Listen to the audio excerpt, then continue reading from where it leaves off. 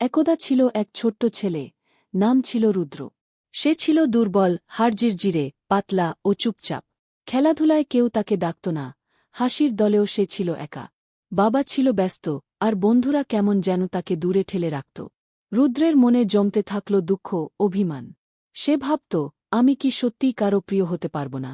এক বিকেলে রুদ্র আকাশের দিকে তাকিয়ে অনেকক্ষণ চুপ করে রইল। হঠাৎ সে সিদ্ধান্ত নিল, সে পালাবে, হারিয়ে যাবে এই পৃথিবীর কোলাহল থেকে। সে চুপি চুপি বাড়ি ছেড়ে গভীর জঙ্গলে চলে গেল। জঙ্গল ছিল নীরব, কিন্তু এক রহস্যময় ভালোবাসায় ভরা। সেখানে ছিল পাখিদের গান, হাওয়ার ছোঁয়া, আর গাছে গাছে ঝুলে থাকা রঙিন ফল। প্রথমে রুদ্র একটু ভয় পেল, ধীরে ধীরে প্রকৃতির কোলে সে শান্তি খুঁজে পেল।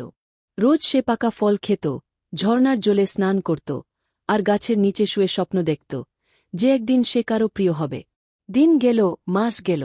রুদ্রের শরীর মজবুত হয়ে উঠল, চোখে আলো ফিরল, মুখে এলো এক অদ্ভুত আত্মবিশ্বাস।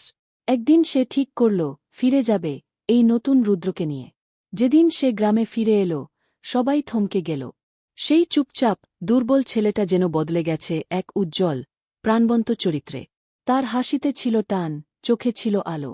এখন সবাই তাকে ডাকে, খেলে ও গল্প করে। আর সবচেয়ে সুন্দর ব্যাপার, রুদ্র এবার ভালোবাসা দিতে শিখেছে।